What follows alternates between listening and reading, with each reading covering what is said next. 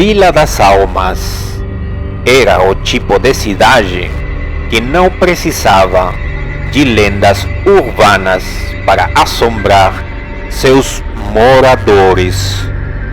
O verdadeiro terror caminhava a passos largos pelas ruas estreitas, vestido de azul marinho e com um distintivo reluzente no peito.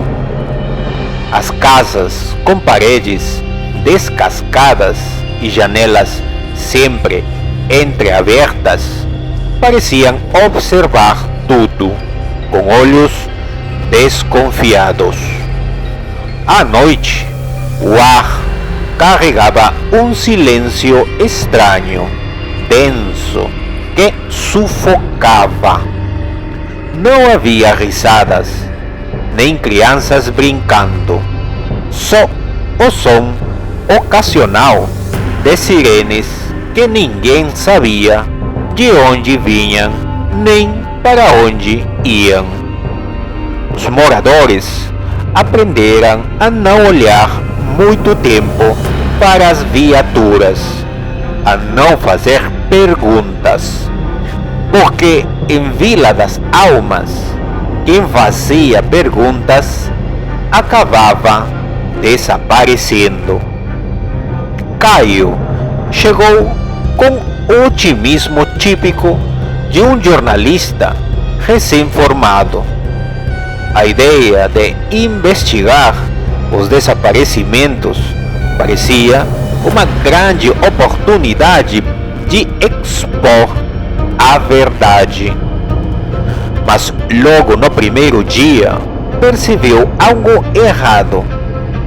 As pessoas o evitavam como se ele carregasse uma maldição. Cada vez que mencionava os nomes dos desaparecidos, rostos se fechavam, sussurros sumiam e portas eram batidas com força. O medo não estava apenas nos olhos dos moradores, mas impregnado nas paredes, como se a própria cidade estivesse viva, tentando proteger seus segredos. No final daquela tarde, enquanto o sol morria no horizonte, Caio teve a sensação estranha de que não estava sozinho. Na segunda noite, o clima da cidade parecia ainda mais pesado. As luzes dos postes piscavam como se estivessem prestes a apagar, e o som das sirenes, que antes eram esporádicas, agora ecoava como um canto fúnebre distante. Enquanto caminhava pelas ruas desertas, Caio foi abordado por uma senhora idosa, Dona Lúcia, que puxou com força para dentro de sua casa. O lugar estava mergulhado em penumbra, as cortinas grossas impedindo qualquer vislumbre da rua. Eles levam. Quem fala demais, meu filho? Ela sussurrou, com os olhos arregalados. Eles não são mais os mesmos. Desde aquele caso no terreno baldio, eles mudaram. Sua voz tremia, como se o próprio ato de falar fosse perigoso. Antes que Caio pudesse perguntar mais, um som de sirene se aproximou, agudo e perturbador. Dona Lúcia empalideceu instantaneamente, tapando a boca com a mão para conter o choro. Ela o empurrou para fora de casa com urgência, os olhos suplicando para que ele deixasse a cidade antes que fosse tarde demais. Mas Caio estava decidido. A menção ao terreno baldio acendeu algo dentro dele, uma curiosidade insaciável. Naquela mesma noite, com o coração acelerado e a câmera na mochila, Ele partiu em direção ao terreno esquecido, sem imaginar que estava caminhando direto para a boca do inferno. O terreno baldio ficava nos limites da cidade, um pedaço de terra esquecido pelo tempo, onde o mato crescia alto e o cheiro de podridão pairava no ar.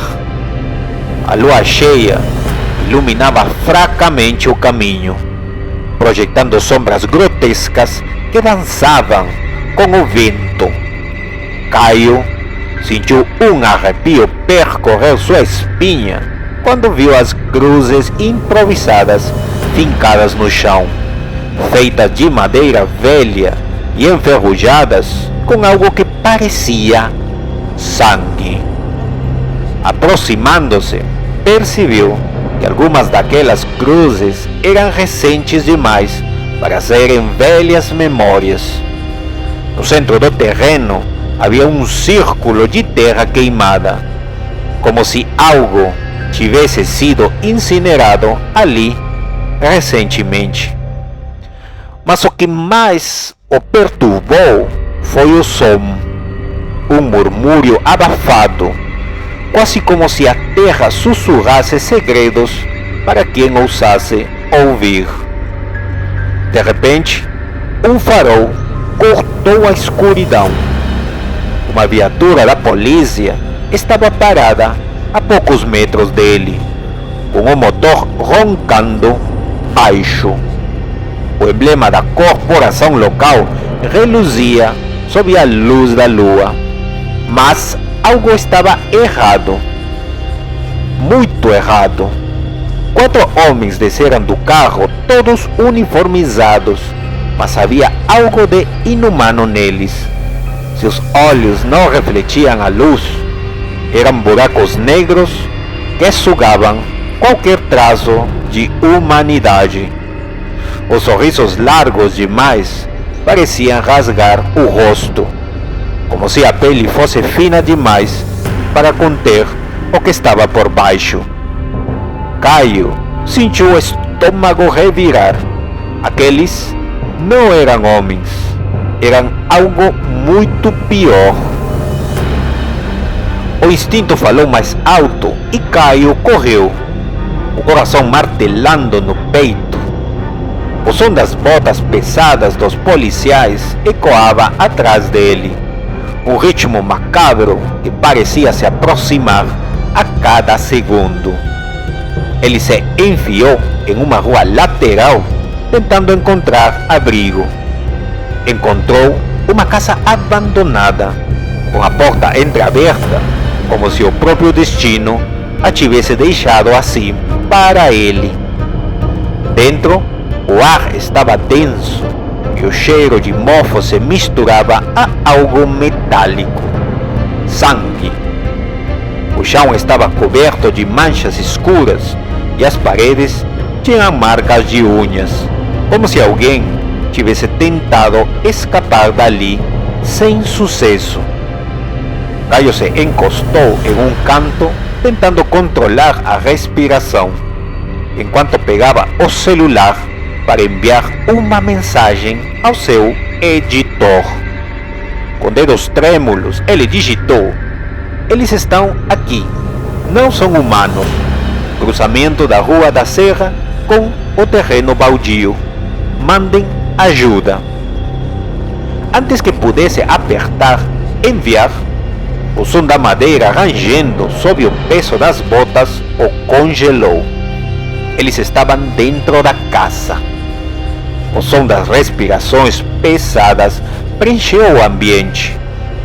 Caio tentou se encolher ainda mais, mas sabia que não havia escapatória.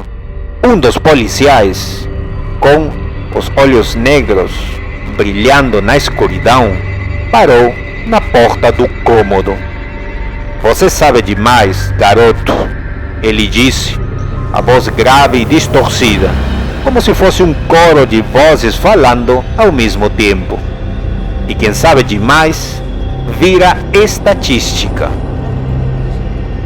O último som que Caio ouviu foi o estalo da arma sendo engatilhada.